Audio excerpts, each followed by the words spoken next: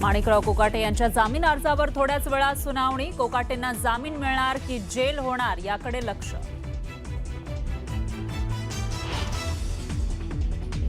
कोकाटेंवर लीलावती रुग्णालयामध्ये coronary angiography केली जाणार, तर नाशिक पोलिसांचं पथक लीलावती रुग्णालयात दाखल।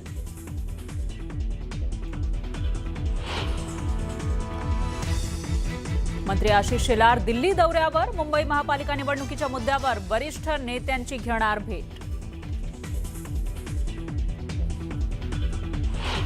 सातारा ड्रग्ज प्रकरणामध्ये शिंदेंचा आणि कुटुंबियांचा संबंध नाही, जाणीवपूर्वक शिंदेंचं नाव घेण्याचा विरोधकांचा प्रयत्न। विरोधकांच्या आरोपांना मुख्यमंत्र्यांचं प्रत्युत्तर।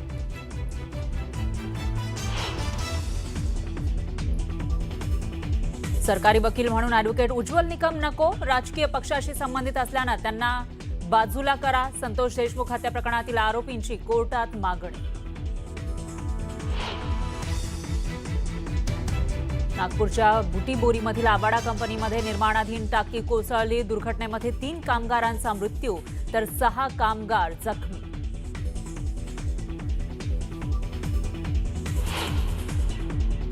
भाईंदर पूर्वेकडील तलाव रोड परिसरातल्या बिबट्याला पकडण्यात यश। गेल्या 7 तासांपासून भर बस्तीमध्ये शिरला होता बिबट्या, हल्ल्यात 3 जण जखमी।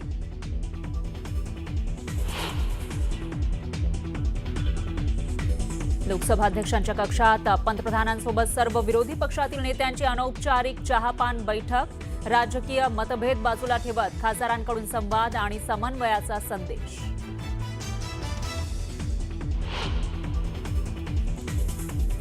बांगलादेशमध्ये शेख हसीना विरोधी आंदोलनाचे नेते उस्मान हादीची गोळ्या झाडून हत्या।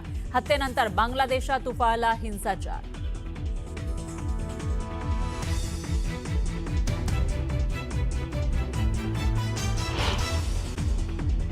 त्यांचे वकील बाजू मांडत होते, कोकाटेंचे वकील। त्यामुळे आता पुढे नेमकं काय होणार आणि या सगळ्या सुनावणीवरून, युक्तिवादावरून हायकोर्ट नेमका काय निर्णय देणार याकडे सगळ्यांचं लक्ष लागलेलं आहे। कारण सत्र न्यायालयानं त्यांना दोषी ठरवण्याची जी शिक्षा केलेली होती कनिष्ठ न्यायालयानं ती कायम ठेवलेली आहे आणि त्यामुळे त्यांना कधीही अटक होणार असं दिसत होतं। त्यांच्यासाठीचं अटक वॉरंट सुद्धा जारी झालं होतं, पण दुसरीकडे कोकाटे मात्र हॉस्पिटलाइज आहेत, त्यांच्यावर उपचार सुरू आहेत आणि अशामध्येच आता आज ही जी हायकोर्टामध्ये होणारी सुनावणी आहे, होत असलेली सुनावणी आहे, ती अतिशय महत्त्वाची आहे। कारण याच्यानंतर या सुनावणी दरम्यानच कदाचित मेडिकल बुलेटिन जारी केलं जाऊ शकतं, त्यांच्या तब्येतीची माहिती दिली जाऊ शकते आणि त्याचबरोबर हा जो निर्णय आहे हायकोर्टाचा तोही अतिशय महत्त्वाचा आहे। कारण युक्तिवाद जे मुद्दे राहिलेले आहेत आतापर्यंत कनिष्ठ न्यायालयामध्ये किंवा सत्र न्यायालयामध्ये, ते मुद्दे या ठिकाणी मांडण्याचा प्रयत्न कोकाटेंच्या वकिलांकडून केला जातोय। कोकाटेंनी कोणतेही खोटे पुरावे दिले नाही किंवा कागदपत्र दिलेले नाहीत असं कोकाटेंचे वकील सांगतायत। चुकीच्या माहितीला फसवणूक म्हणता येणार नाही असंही कोकाटेंच्या वकिलांनी सांगितलेलं आहे। मात्र फसवणूक केल्याचं म्हणत जे कनिष्ठ न्यायालय असेल किंवा सत्र न्यायालयानं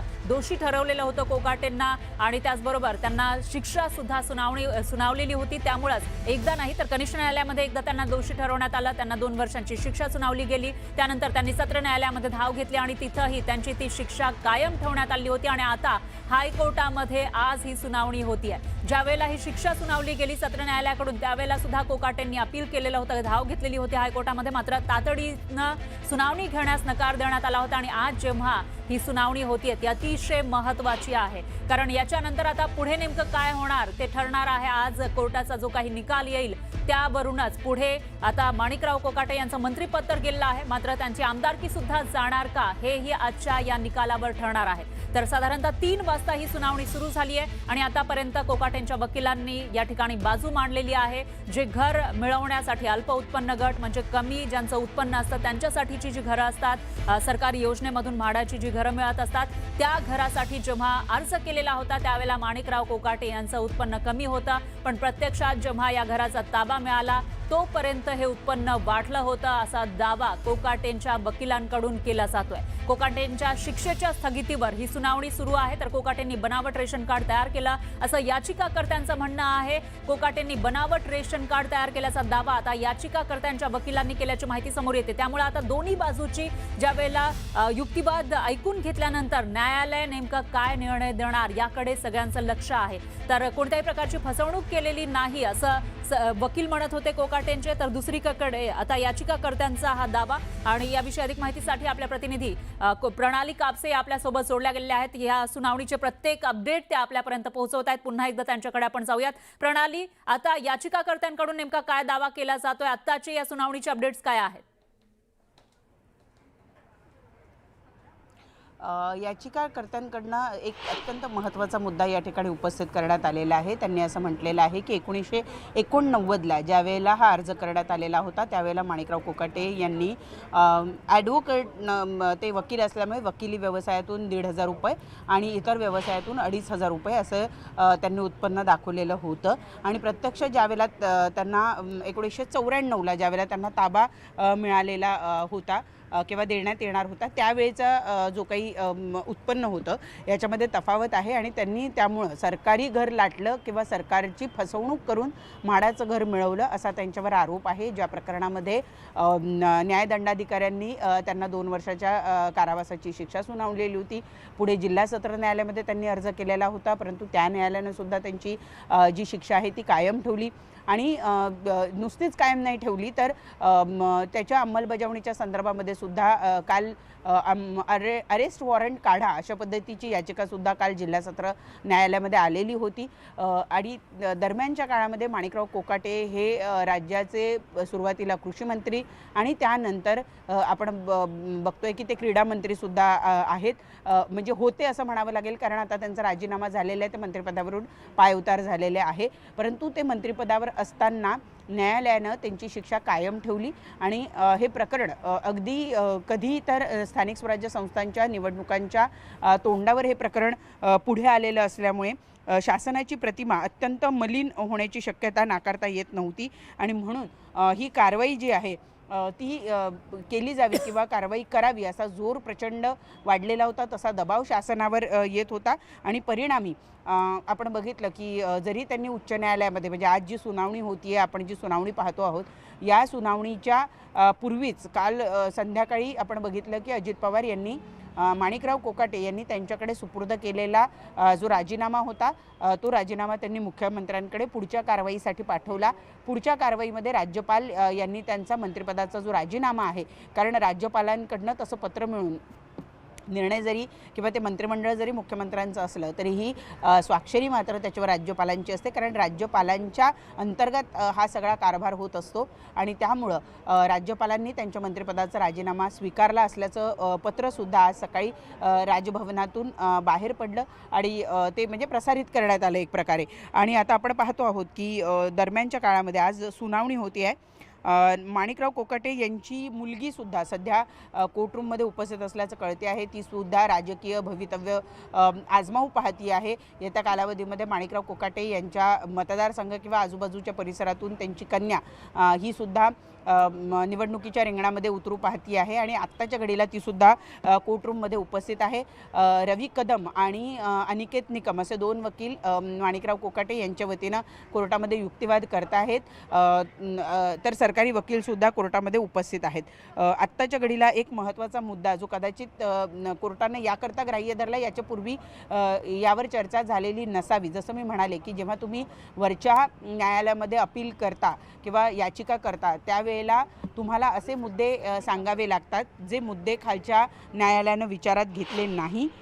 एक मोठा दावा जो आहे तो आता रवी कदम यांच्या मार्फत करण्यात आलेला आहे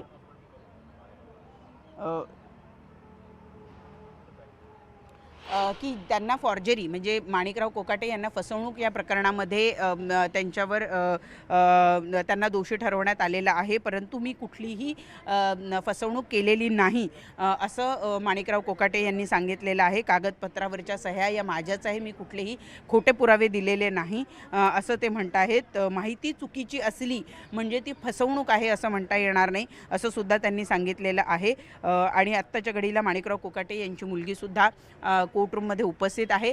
त्यांचा दावा हाच आहे की ज्या वेळेला त्यांनी अर्ज केला त्यावेळेचं त्यांचं उत्पन्न जे त्यांनी दाखवलं आहे ते खरं उत्पन्न आहे, त्यावरच्या सह्या या माझ्याच आहेत आणि मी कुठलंही खोटं उत्पन्न दाखवलं नाही. परंतु प्रत्यक्ष ताबा मिळायच्या वेळेला मात्र ते उत्पन्न वाढलेलं होतं. परंतु दरम्यान 5 वर्षाचा कालावधीसुद्धा गेलेला आहे आणि 5 वर्षाच्या कालावधीमध्ये एखाद्या व्यक्तीचं उत्पन्न हे वाढू शकतं.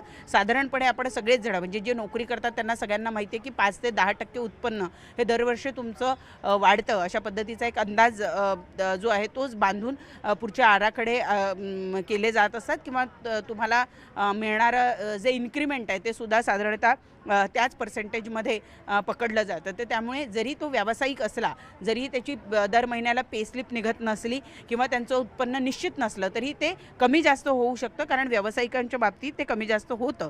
आणि त्यामुळं 5 वर्षाच्या कालावधीमध्ये त्यांचं जे वाढलेलं उत्पन्न आहे ते वाढलेलं उत्पन्न मी दाखवलं. त्यामुळे न अर्ज करताना मी खोटं उत्पन्न दाखवलेलं होतं, न प्रत्यक्ष ज्यावेळेला मला ताबा मिळणार होता त्यावेळेला मी खोटं उत्पन्न दाखवलं नाही असं त्यांचं म्हणणं आहे. आणि त्यामध्ये तफावत असणं म्हणजे शासनाची फसवणूक करणं नाही. त्यामुळे थोडक्यात त्यांचं असं म्हणणं आहे की मी शासनाची कुठलीही फसवणूक केलेली नाही. परंतु एकच घर म्हणजे म्हाडाचं एकच घर तुम्ही मिळवू शकता. त्यावेळेला नियम काय होते हे बघणं अत्यंत महत्त्वाचं आहे. त्यामुळे माणिकराव कोकाटे यांनी स्वतःच्या नावावर, स्वतःच्या भावाच्या नावावर अशा 4 सदनिकांचा हा खरं तर मुद्दा आहे. तर त्यामुळे त्या मुद्द्यांवर माणिकराव कोकाटे यांचे वकील काय बोलतात हे बघणं अत्यंत महत्त्वाचं ठरणार आहे. चा मुद्दा आहे प्रणाली, तो म्हणजे कोणतंही घर नसायला पाहिजे तुमच्या नावावर, इतर कोणतीही मालमत्ता नसायला पाहिजे, तेव्हा तुम्हाला ते घर मुख्यमंत्री कोट्यातून मिळतं असाही एक नियम मागच्या वेळेला जेव्हा शिक्षा सुनावण्यात आली होती सत्र न्यायालयामध्ये त्यावेळची ही माहिती आहे.